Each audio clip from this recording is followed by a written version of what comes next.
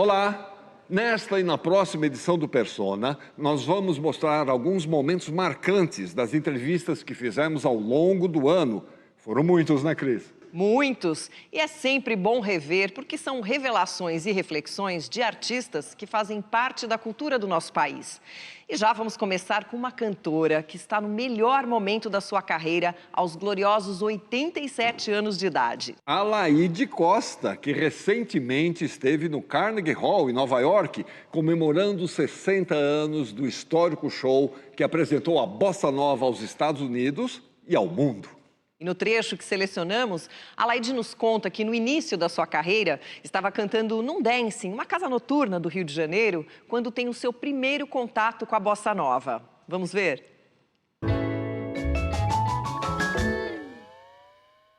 Como é que aquela garota de Água Santa se aproximou com aquele grupinho da Zona Sul? Então, foi através do Dancing Avenida, né? Que foi lá no Dancing Avenida que um técnico de som me convidou para fazer um teste na Odeon.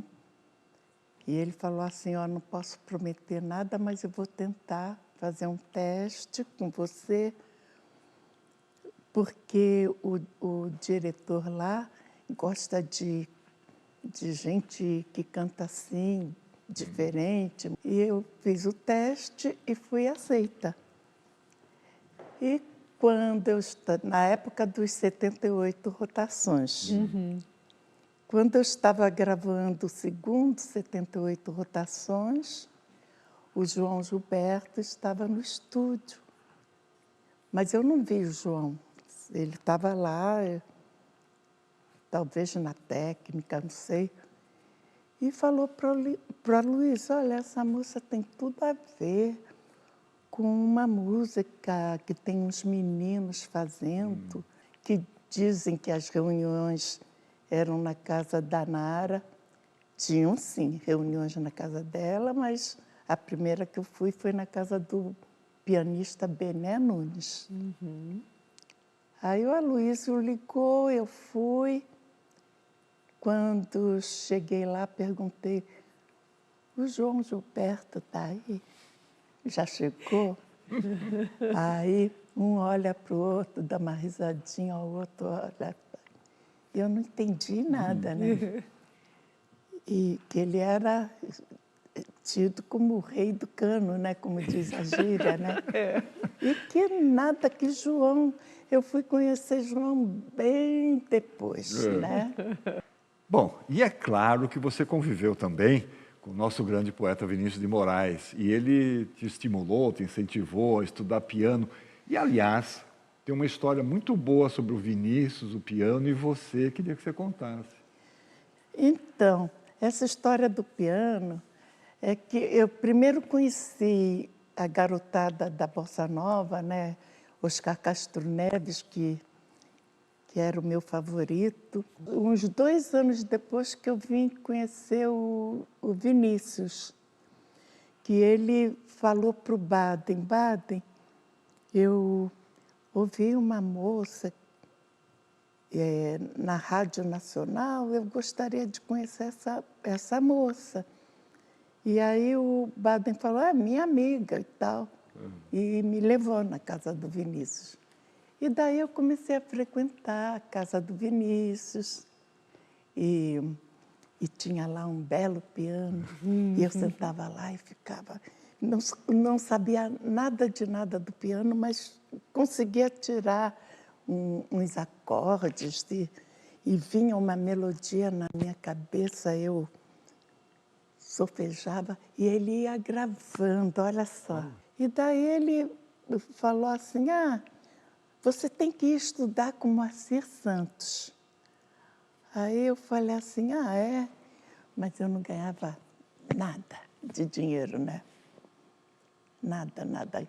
Cantei muito, muito, muito, muito, sem... Só para aquela coisa, para aparecer. Dinheiro que era bom, nada. Falei assim, mas Vinícius... Não, vai lá, vou conversar com ele e você vai lá. Aí eu comecei a estudar com Moacir Santos. Infelizmente, uns 4 meses depois, ele já estava indo para os Estados Unidos. Aí me ofereceu o piano. Eu falei assim, Moacir, não dá, né? Não posso comprar o seu piano. Não sabia nem quanto que era o piano. Mas eu sabia que era caro, né? E daí ele falou assim, por que você não fala com Vinícius? Ele é tão teu amigo, fala com ele. Ele compra o piano e você vai pagando para ele. Eu não falei nada com Vinícius, né? E o próprio Moacir foi e falou, Vinícius, estou querendo passar o piano para Laíde. E falei para ela falar com você, conversar, ver se você ajuda e tal.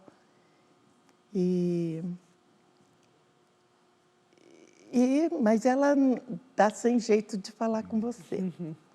Aí ele falou, dá o piano para ela vai pagando para você. Tá. Aí eu fui numa aula, saí da aula e fui para a casa do Vinícius. E ele, escuta aqui, o Moacir falou que está querendo vender o piano. E você não falou para mim que quer comprar o piano, que não tem o dinheiro? Eu sou seu amigo, eu posso comprar o piano e não sei o quê. Deu um sermão, né? E eu fiquei toda sem jeito, né? Eu só sei que uma semana depois o piano estava na minha casa e eu não fui mais estudar. Aí passava o tempo, encontrava Vinícius. Ai, Vinícius, eu com uma vergonha, né? Eu não queria passar como caloteira, né? Aí ele só fazia assim. Aí teve um dia que eu falei assim, Vinícius, não consegui ganhar dinheiro para te dar. Aí ele falou assim, para de falar nesse diabo desse piano. O piano é seu. Ganhei o piano. Maravilha. Grande Vinícius de Moraes. Pois é. Grande homem. Viva a Laíde Costa! Num estilo completamente diferente da Laíde, a Cida Moreira nos falou na sua entrevista sobre o gênero musical com o qual ela mais se identifica, que é... o cabaré. Cida se considera uma cabaretista de carteirinha e ela nos conta, inclusive, um pouco da origem desse gênero.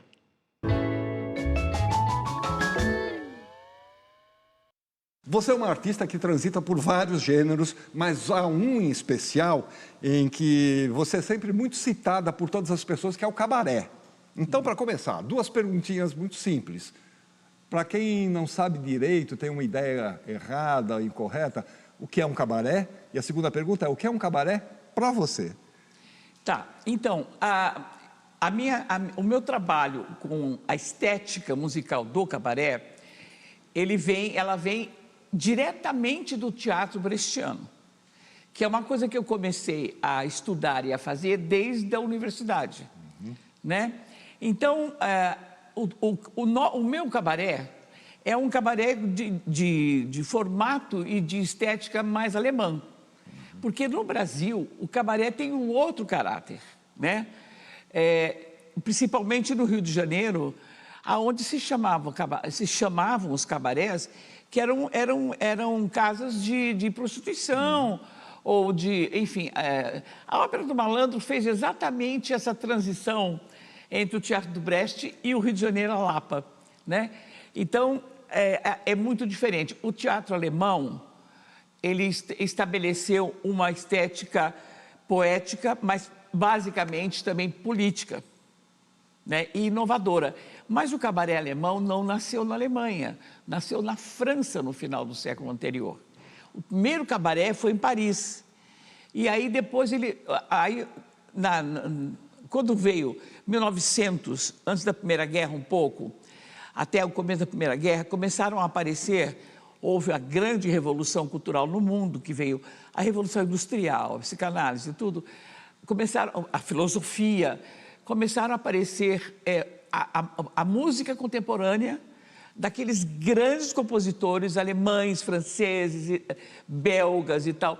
E na Alemanha houve uma junção muito grande de compositores judeus muito bem formados e que trouxeram para a música do Brecht a contemporaneidade, ligada ao movimento social que já estava começando a ser gestado nos anos 10. Costuma-se dizer que esses autores, que não era nem o Brecht ainda... Antes dele.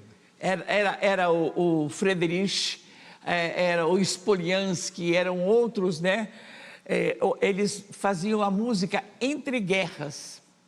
É um tipo de música que é o cabaré. Por exemplo, o Friedrich, ele era um compositor extraordinário, ele que compôs, por exemplo, a música do Anjo Azul, ele fez para Marlene Dietrich. Ich bin von Kopf bis Fuß auf Liebe eingestellt. Ich kann halt Liebe nur und sonst gar nicht. Então existem compositores, o John Cage tem canções de cabaré, né? Existem muitos. Agora, é um cabaré forjado na representação, e na política, e na ironia, e na poesia. Então essa é a diferença. E para você, o que significa o cabaré? O que eu sempre fiz e continuo fazendo. Eu acho que de qualquer maneira, eu no palco eu tenho uma atitude assim, cabaretística, sabe? Mesmo quando eu estou cantando coisas que não tem nada a ver com esse universo. Mas esse universo, ele ronda a minha vida o tempo todo. Entende? Então, eu acho que eu tenho um sapo enterrado na Alemanha. Eu já fui para lá várias vezes, inclusive, cantar, né? Mas, assim, eu acho que eu tenho a minha identidade artística, ela foi forjada na universidade, estudando esse teatro. E a música que esse teatro trouxe para o mundo. Já cantei num galinheiro,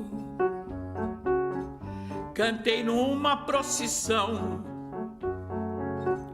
cantei ponto de terreiro. Agora eu quero cantar na televisão. Grande Cida Moreira, a dama indigna dos nossos palcos. São muitas as influências que um artista recebe, principalmente no início da sua carreira. Por exemplo, o ator Otávio Miller nos falou da importância que o seu avô teve na sua vida. E ele se emocionou ao falar sobre o avô. Mas ele revelou também a sua péssima experiência como bancário, até chegar finalmente ao teatro. Olha só.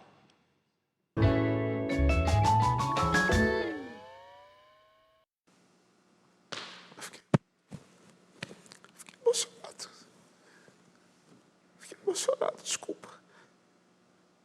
O meu avô, José Miller, ele era Desculpem. Ele era uma figura sensacional, porque ele amava os grandes comediantes. Então, eu me lembro dele me levar para ver Dercy Gonçalves. Eu, anos depois, vim fazer o Walter Dávila na escolinha. E eu vi Walter Dávila com meu avô, Costinha. Meu avô era, tipo, maluco por esses... Desculpem me emocionar tanto assim, porque é muito tempo. E era fantástico, assim. Ele era pirado com esses atores, atrizes, comediantes, que eu acho que são uma assinatura da interpretação brasileira, né?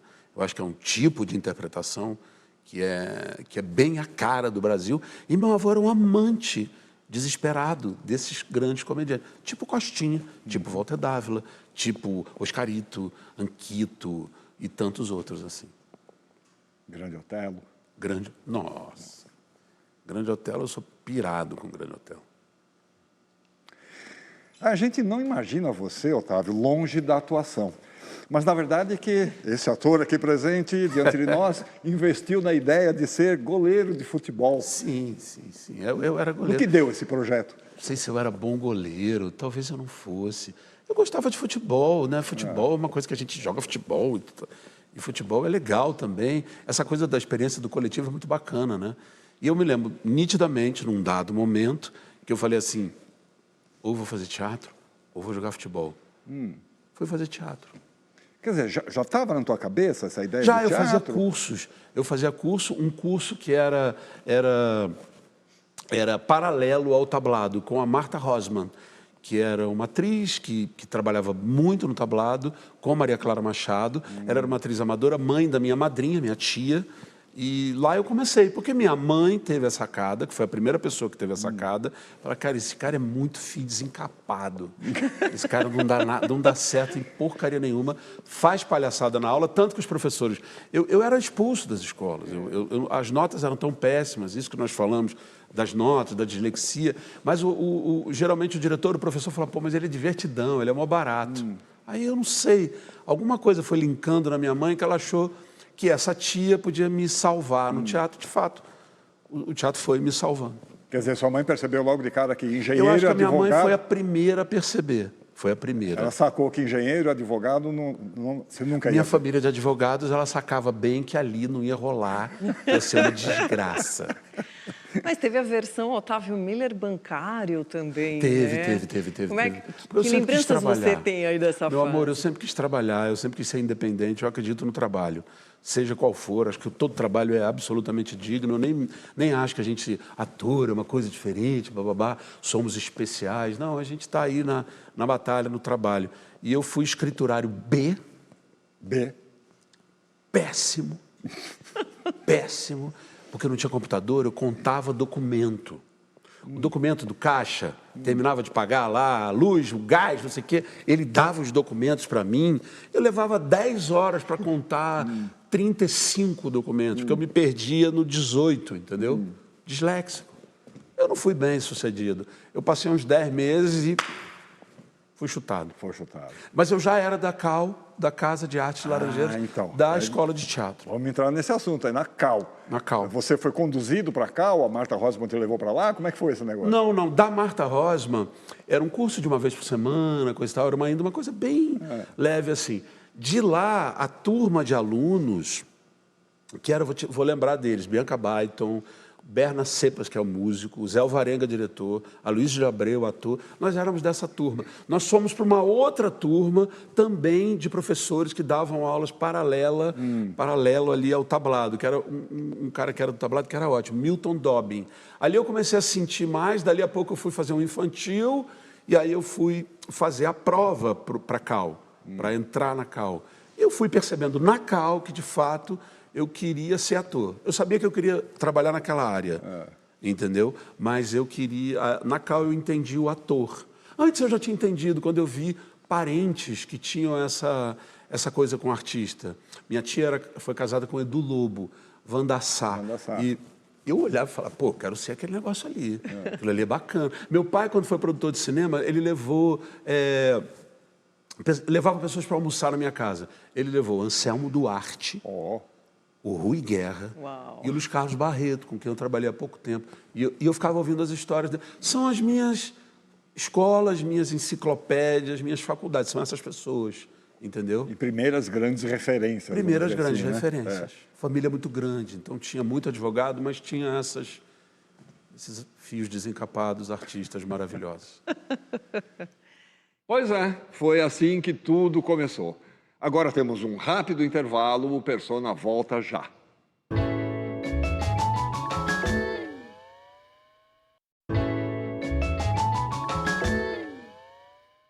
Estamos de volta e agora vamos mostrar um trecho da entrevista que fizemos com a Maria Bonomi, uma das mais premiadas artistas plásticas do nosso país.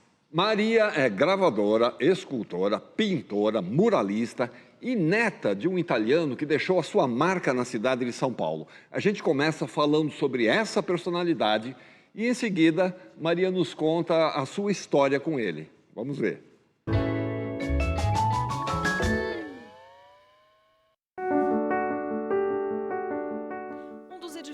mais famosos de São Paulo é o histórico prédio Martinelli, o primeiro arranha-céu da América Latina.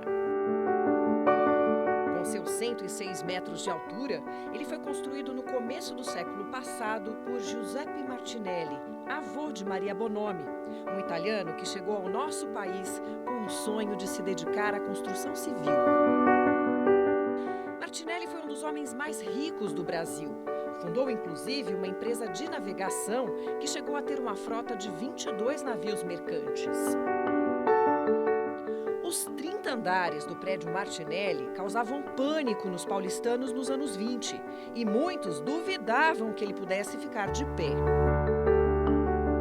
Para desmoralizar os boatos, Giuseppe construiu no topo do majestoso edifício a sua própria casa, que continua lá até os dias de hoje, quase 100 anos depois da construção.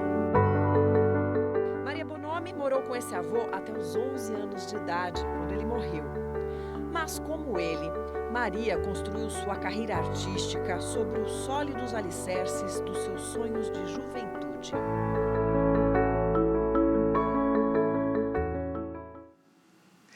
É engraçado isso, porque meu avô, cheguei a morar 1 ano com ele no Rio.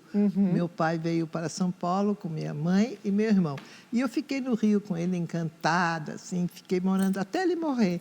E ele um dia disse, vamos a São Paulo. E viemos a São Paulo, os dois, para visitar meus pais. Naquele trem noturno que vinha aqui. Então, meu avô, eu dormia em cima, ele dormia embaixo com o chapéu na cabeça. Quando chegamos na Estação da Luz, descemos, fomos pegar um táxi, ele disse, moço, não me passa pela Badaró, porque era onde estava o Martinelli. E ele tinha perdido o prédio em 1939. E saiu com um desgosto terrível, e saiu com uma mão na frente e outra atrás. Foi para o Rio de Janeiro, aí que começou a história dos navios, que deu tudo muito certo. Mas aqui em São Paulo era o desgosto.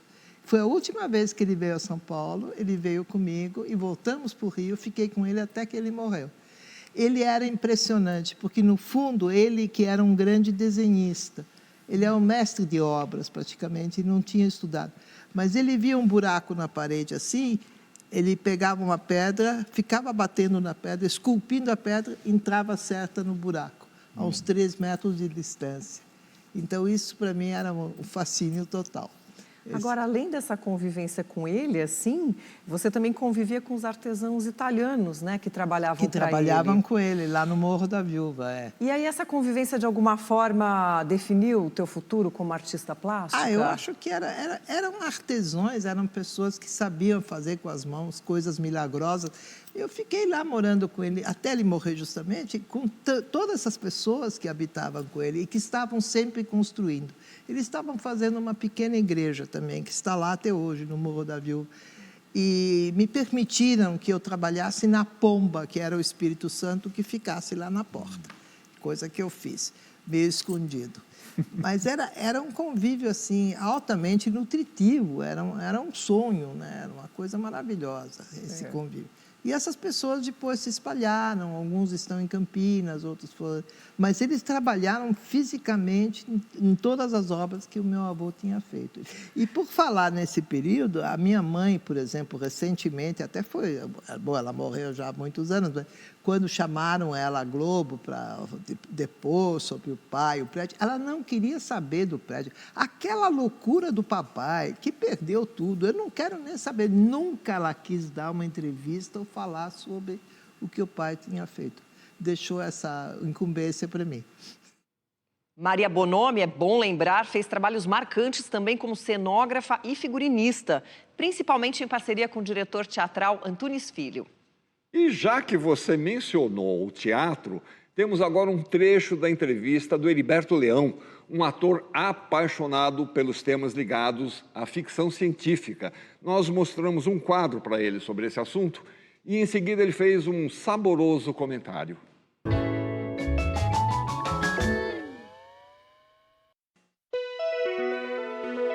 Ficção científica é um gênero literário que explora as possibilidades e limites da ciência e da tecnologia. O primeiro romance do gênero foi escrito por Mary Shelley, Frankenstein, de 1818. Anos depois, Jules Verne escreveria 20.000 Léguas Submarinas e A Volta ao Mundo em 80 Dias.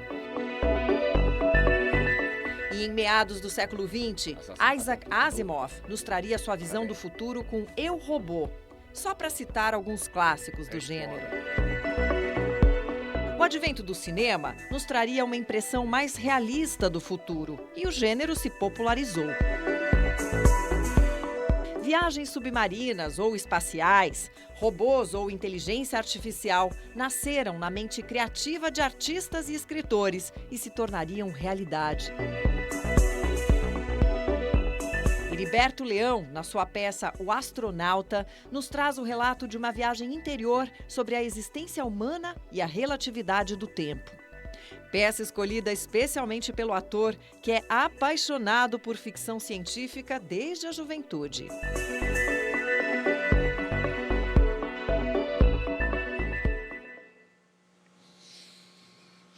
Como é que surgiu a ficção científica na sua vida? Através de um professor de física, do Dante, Olha, Dauro. Ele explicava a matéria através dos livros de ficção científica. Então, a gente leu Encontro com Rama, do Arthur C. Clarke, 2001, Eu, Robô.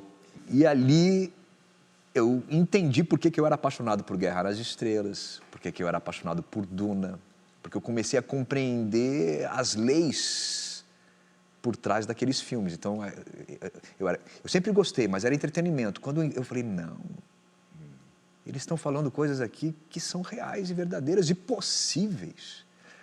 Mas a minha grande descoberta de ficção científica, ela é recente. E ela veio com O Astronauta. O Astronauta é um texto do Eduardo Bueno, com direção do Zé Luiz Júnior.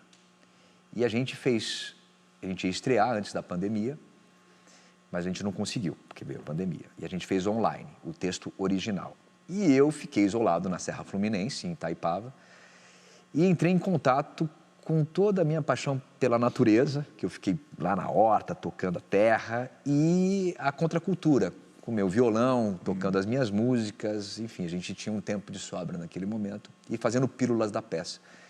E aí a gente adaptou o texto do Eduardo Nunes, à distância, e eu fui descobrindo coisas. E quando eu descubro que o monolito do 2001, Odisseia no Espaço, é um expansor de consciência, assim como o Spice, o Melange do Duna, que também é outro filme que faz mais sucesso hoje do que antes, né, que também a única substância, tem um planeta que chama Duna, que ele tem uma substância que seria uma espécie de petróleo, que você só consegue fazer viagens espaciais através desse petróleo. Só que esse petróleo chama Spice, é um melange, e ele é um psicoativo. Porque quando o monolito aparece em frente a uma caverna dos nossos antepassados, e um desses nossos antepassados toca nesse monolito, é que ele tem um insight de que um fêmur, que ele fica brincando com os ossos, é uma ferramenta. Através dessa ferramenta que vai evoluindo, a gente vai conquistando o mundo e passa a consumir proteína animal, que a gente não consumia. Nós não tínhamos garras e nem mandíbulas fortes o suficiente para sermos predadores. Éramos presas e estávamos fadados à extinção. E no capítulo 1 do 2001, que é o alvorecer da humanidade, é bem claro que o Kubrick e o Arthur C. Clarke quiseram dizer isso. A cena anterior à aparição do monolito, nós estamos comendo, nossos antepassados, coisas que a gente acha no chão. Folhas, frutos, ou sei lá, fungos, cogumelos. E aí, vamos dormir, a gente não consegue dormir de medo, mas quando a gente fecha o olho, aparece um monolito, que é um artefato alienígena. E quando ele encosta nesse monolito, ele tem um insight do fêmur e tem a cena mais famosa da história do cinema, quando ele joga o fêmur, que vai rodando, que é a evolução das ferramentas, ao som de Assim Falava Zaratustra, e que vira uma nave espacial, que a gente evolui ao ponto de construir uma nave espacial, e essa nave espacial está indo numa missão para a Lua porque encontraram um monolito na Lua, que é o mesmo monolito que estava na caverna, e que é um artefato alienígena.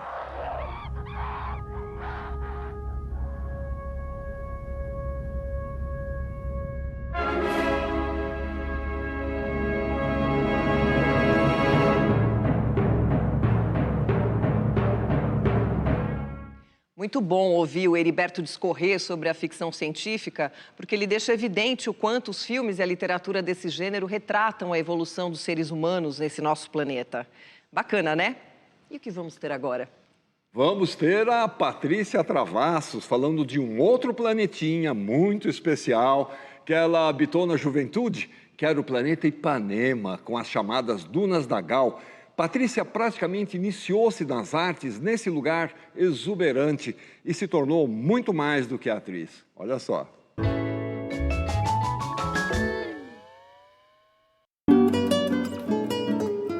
Com o advento da televisão e o declínio da era de ouro do rádio, surgia a bossa nova no final dos anos 50.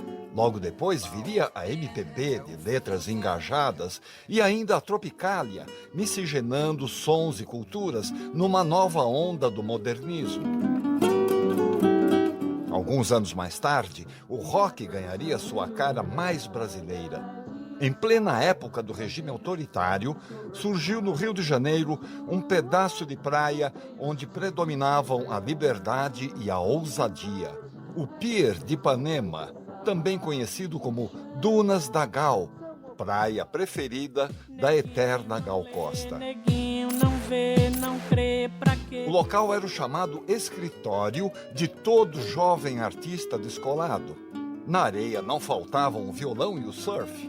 E que eu diga Petit, o menino do Rio, ideias pipocavam para uma nova música, uma nova peça, e entre os já consagrados e os futuros expoentes das nossas artes, figurava a jovem Patrícia e sua turminha, viajando em sonhos e traçando planos para os sucessos que viriam.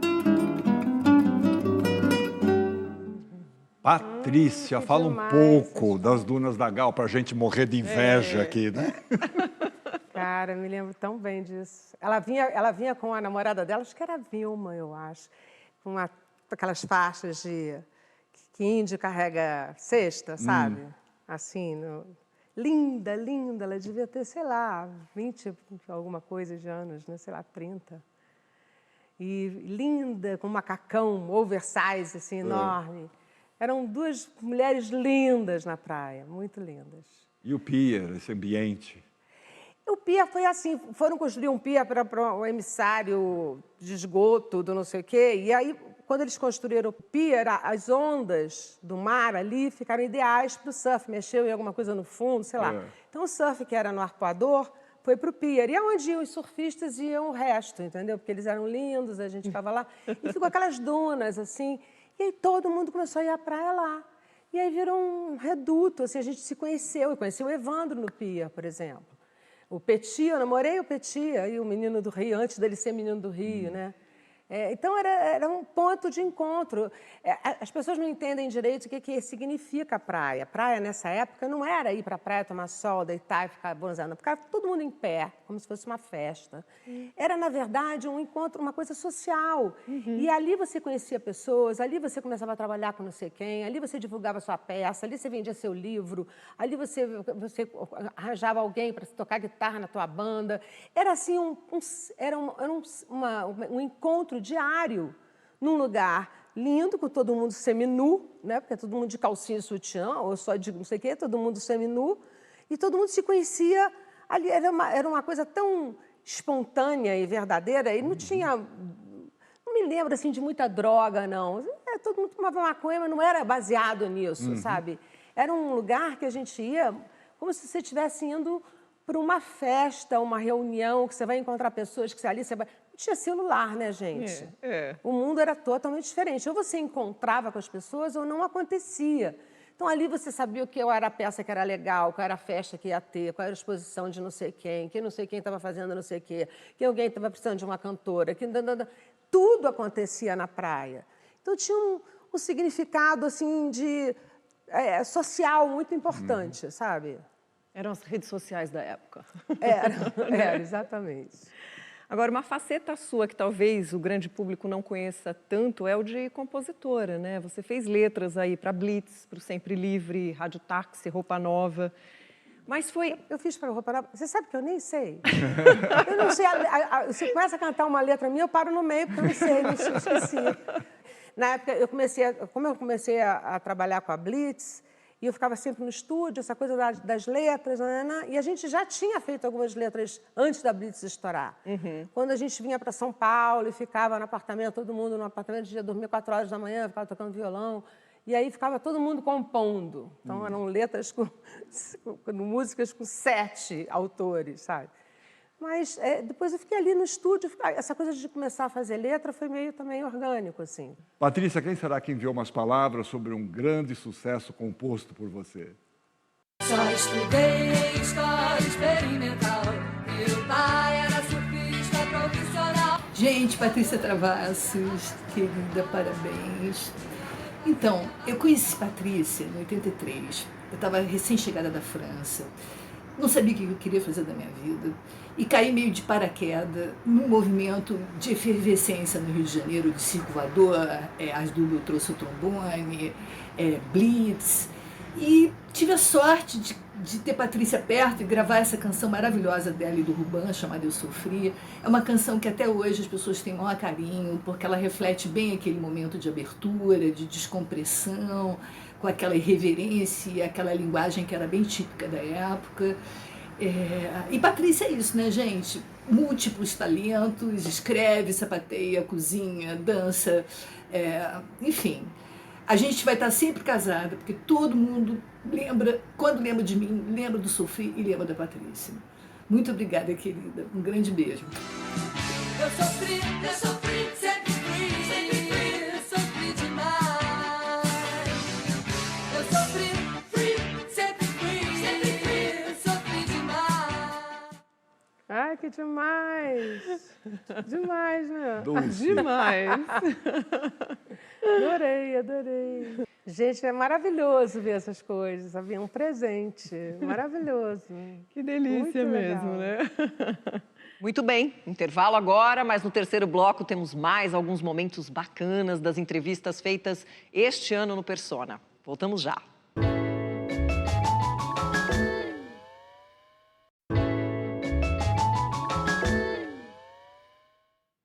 Pronto, voltamos com o Persona, hoje mostrando uma seleção de momentos marcantes das entrevistas que fizemos em 2023. Por exemplo, tivemos aqui a cantora Ana Canhas, né, Cris? Sim, e ela nos contou dos perrengues que passou na juventude e de como ela se envolveu com o teatro antes de optar pelo mundo da música. É bem curiosa a história dela. Você foi estudar numa escola onde você sofreu muito bullying, mas, ao mesmo tempo, provocou uma revolução dentro do colégio. Sim. A partir do teatro. Sim. Fala um pouco sobre isso. Vocês pesquisaram a minha vida para valer, né? A gente O vasculhou roteirista está tudo. de parabéns. Verdade, é uma história muito curiosa. Eu sofri um bullying muito curioso na escola. Eu tinha fama de namorar meninas na escola. E, curiosamente, eu realmente tinha relações afetivas com algumas colegas, amigas, né? Minha primeira experiência sexual foi com uma mulher. E aí escolho o teatro, e a minha escola não tinha aula de teatro. Isso é que eu acho que é o mais curioso. Então, a gente começa um grupo independente de teatro, onde eu começo a escrever os textos, pego os amiguinhos do meu irmão, os convido ali para a gente formar um grupo, e a gente resolve montar uma peça que era uma crítica ao Jornal Nacional, era uma sátira ao Jornal Nacional. E foi um sucesso tremendo na escola. Apresentamos durante a Feira de Ciências e eles resolveram derrubar a Feira de Ciências para instituir um festival independente que eles chamavam de Festival Internacional de Teatro da Escola Dons. Eu achava maravilhoso.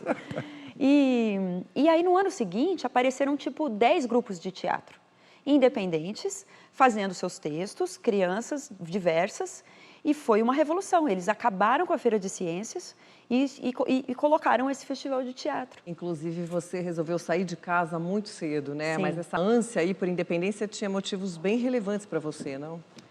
Esse rompimento familiar vem muito cedo, com os 17, 18 anos. Tenho uma discussão muito intensa com a minha mãe, onde eu resolvo seguir o caminho artístico. E resolvo sair de casa e morar com a minha avó na cidade Dutra, ali do lado da favelinha da 19. E eu me lembro que a janela da sala da casa da minha avó era cravejada de balas, né? É uma imagem que nunca esqueci. Era uma vida muito dura. É a mesma avó que eu falei do Lavian Rose, a dona Adelaida. E aí passo no vestibular da FUVEST, só que a USP era muito longe da cidade de Dutra. Era tipo 2h30 de ônibus para ir e para voltar todos os dias. Então eu decido ir morar num pensionato mais próximo da universidade. Nesse pensionato moravam umas garotas que você não sabia direito o que elas faziam durante Não sabia. Eu fui descobrir um tempo depois. Fui morar num pensionato que era só de mulheres. E um certo dia eu estou andando na rua de madrugada e encontrei a Solange na esquina. Tipo 2h, assim, com um vestido muito curto. E eu falei, Solange, o que você está fazendo aqui? E ela falou, estou ganhando meu pão. E foi uma coisa muito... Foi um choque, porque aí eu me dei conta que a maioria das meninas com as quais eu dividi o pensionato eram profissionais do sexo. E aí eu passo a ter um escopo muito ampliado, não só do feminino, da vida, da dureza da vida dessas mulheres que, enfim, viviam do sexo e que muitas sustentavam seus filhos, às vezes que estavam em outros lugares, mandavam dinheiro. Como eu passo a fazer parte de uma rotina muito cotidiana de lavar roupa junto, dividir banheiro. Eu dormia num quarto que não tinha janela, que os ratos, eu lembro que os ratos, vamos dizer assim, os ratos me faziam companhia à noite no forro do teto. Colocava comida na cozinha e elas muitas vezes acabavam comendo a comida umas das outras e aí a comida sumia.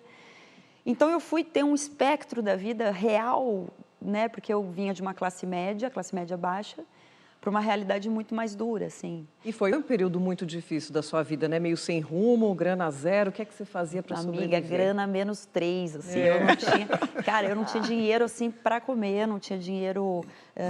era muito comum eu passar um dia e comer 2 batatas ou comer uma panelinha de arroz com limão, que era o que tinha, que às vezes eu tinha R$1 para me alimentar o dia todo. E até hoje eu faço essa panelinha de arroz com limão, às vezes me dá um não sei o quê. É uma memória afetiva. E talvez, né? eu não sei, que até hoje eu faço a panelinha de arroz com limão. E foi uma fase muito dura. E eu fui distribuir panfletos nos faróis, eu fui distribuir amostra grátis em supermercado, eu vendia café e coxinha no Espaço Unibanco, na Rua Augusta, trabalhava com touquinha no cabelo e ganhava R$25 por dia, que para mim era uma fortuna. E foi assim, nesse momento, buscando a minha sobrevivência, que eu descobri a música, que eu descobri que eu podia cantar, né? Então, mas você estava cursando artes cênicas. Sim. Na Escola de Comunicações e Artes. Sim. O teu projeto inicialmente era ser atriz? Não, nunca foi. Nunca foi. Eu não tenho talento nenhum para ser atriz. Há controvérsias. Nós vamos ver, vamos falar sobre isso daqui a pouco, porque há controvérsias. Cara, eu não tenho mesmo, assim, eu sou muito dura, é terrível quando eu tenho que falar um texto, assim, eu não sei o que é. A música é muito espontânea para mim, a melodia, e o texto é uma coisa que parece que não é crível para mim. Eu acho que é uma própria autossabotagem de, tipo, não sou capaz de fazer isso, porque sou cinéfila, eu amo Ana Magnani, Liv Ullmann, essas atrizes. Então eu fico, gente, mas não encontro um senso muito da realidade. Na música eu encontro muito o senso do crível. Mas aí você estava em artes cênicas. Mas eu fazia a licenciatura em educação artística, eu não fazia o bacharelado para interpretação. Então eu tinha assim... Eu vou confessar para vocês aqui, acho que eu nunca falei isso, mas eu não era feliz nessa escolha, mas era a escolha menos pior para mim. Tipo, me parecia um plano muito maravilhoso trabalhar com educação e trabalhar com crianças. E como eu tinha tido a experiência da escola, de teatro, e eu tinha vivenciado como o teatro era revolucionário no coletivo, eu direcionei, bom, eu vou fazer isso. Só que aí eu descobri a música e tudo mudou. Corajosa, Ana Canhas, autêntica e perseverante. E não é à toa que hoje ela é um grande nome da nossa música. E agora, na sequência, temos um momento delicioso com uma dama do teatro e da dança. Eu estou falando de Clarice Abujamra. Clarice, ela entrou no teatro a partir da dança e muito influenciada por uma coreógrafa revolucionária que foi a Martha Graham. Nesse trecho que vamos mostrar, a Clarice fala sobre seus primeiros passos na dança e sobre essa influência na sua trajetória artística. Na verdade, eu não me lembro de ter feito outra coisa na minha vida desde sempre. Diz a minha mãe que com 4 anos de idade, bebezinho, né? ela me levou para uma escolinha de dança que tinha na escola que eu frequentava, uma salinha de dança. Eu nunca mais saí. Então, não era nem uma questão de determinado momento, eu optei.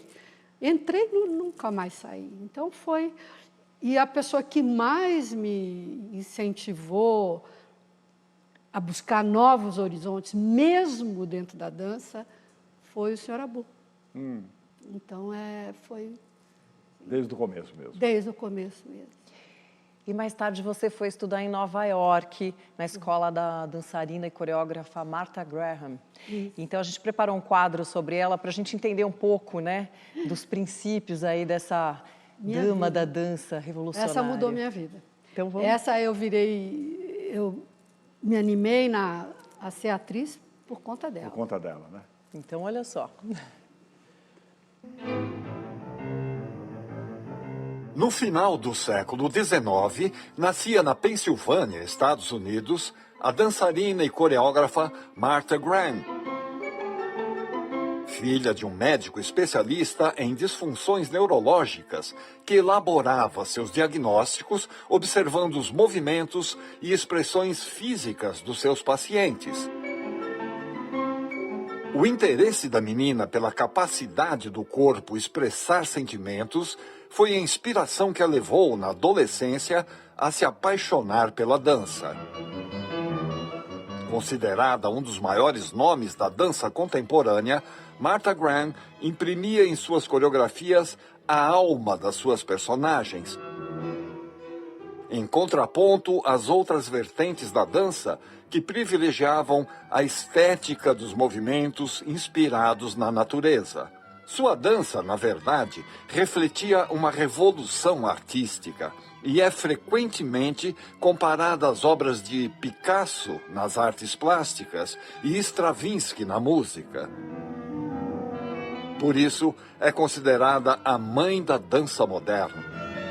Clarice Abujanra foi beber dessa fonte na escola da grande mestra, em busca dos fundamentos mais expressivos da sua dança-teatro.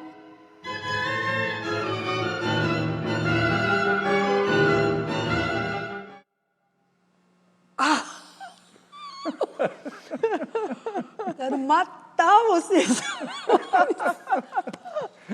Meu Deus do céu. Nossa, obrigada, porque eu quero isso aí para mim. Eu não tenho. A gente vende para você por um preço bem baratinho. Por favor, olha, a força dessa mulher dentro das artes é uma coisa absurda. Ela trabalhava com atores, as pessoas, sabe, naquela época já, e ela nunca permitiu que você fizesse um gesto sem o subtexto, sabe, sem incorporar. Nossa Senhora, ela é de uma força. Quer dizer, marcou a minha vida ontem, hoje e para sempre.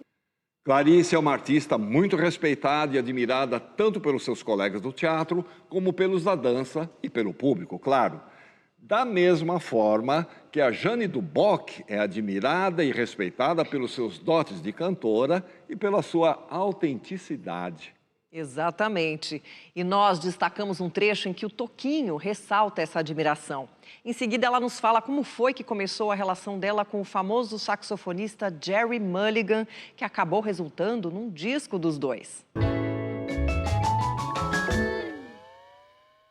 Recebi um telefonema para falar sobre Jeanne Duboc.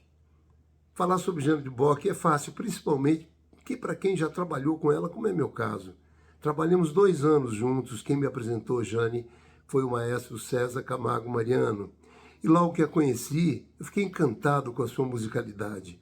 É incrível. A Jeanne, além de ser uma cantora com uma afinação impecável, tem uma musicalidade impressionante. Chega a dividir vozes assim, sem instrumento. Toca violão, toca piano. É uma grande artista, uma grande cantora e uma pessoa espetacular. Eu só tenho elogios para Jeanne Duboc. Jeanne, fui um privilegiado de ter trabalhado com você. Um beijo grande e boa sorte em tudo que você fizer na vida.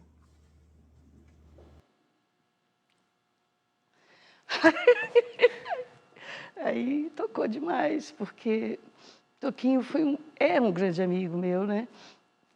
O mais recente disco que eu fiz Aí o produtor chamou para ele participar. Ele falou, Janinha, se você me der um papel em branco, eu assino.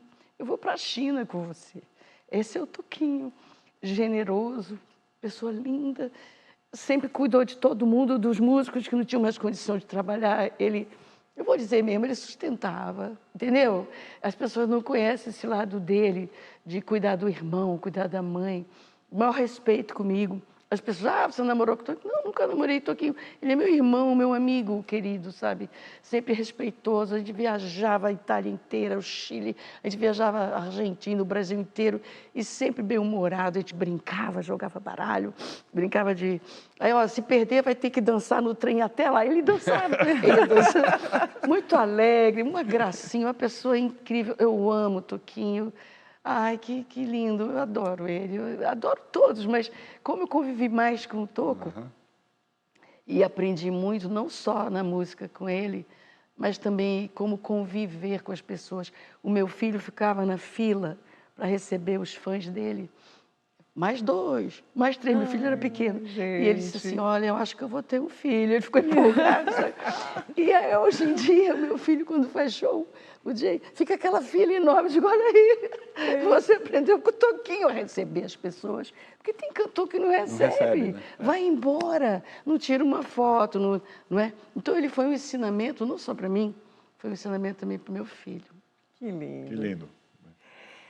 Bom, e durante a carreira você também fez muitos shows e participações em discos de artistas internacionais, né? Como a Sarah Vaughan e o Jerry Mulligan, que é uma lenda do saxofone.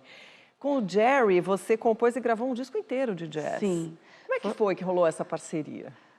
Por causa do Toquinho. A gente fez o show em Milão e o Toquinho generoso. Lá era dividido em 2 partes, que nem teatro, 2 acts, 2 atos. Aí ele tocava, eu cantava com ele. No segundo, eles deixavam eu tocar violão, cantava Jobim, cantava música minha, inclusive, tudo. Aí, quando acabou em Milão o show, todo mundo bateu palma, foi embora, aquela coisa, Toquinho. Aí subiu um cara elegante, assim, na escada até o palco, veio para mim e falou assim, I want to make a record with you. Aí eu reconheci, porque meu pai ouvia sax barítono. Are you Jerry Mulligan? Yes, I want to make a record with you. Falei, caraca, pode um negócio desse? Não está escrito por aí isso. Chegar ali em Milão com o Toquinho, aí nós ficamos namorando por fax, não tinha essas coisas de internet. Aí ele passava a música, eu fazia a letra, voltava, não sei o quê, aí a gente finalmente gravou em Nova York. Meu primo querido, Manny, ele foi produtor e tal. E a gente é parceiro, imagina ser parceira do Jerry Mulligan, precursor do cool jazz, com Miles Davis, Chet Baker, não é doido? Vai entender, né? A gente não sabe, é uma sorte da vida. Eu tive muita sorte, eu agradeço muito as forças aí de tudo, porque eu tive experiências únicas. Essa com Jerry Mulligan foi uma delas. Por hoje é só. No próximo programa, a gente continua a mostrar mais alguns momentos marcantes das entrevistas do Persona de 2023. Obrigada a todos. Fiquemos com uma bonita mensagem do Heriberto Leão para encerrar o programa. E até a semana que vem. Somos todos astronautas. Somos todos um. Somos todos poeira. De estrelas, mas poeira. O amor é a força que criou e que mantém o equilíbrio do universo. O amor é a força. Que a força esteja com você.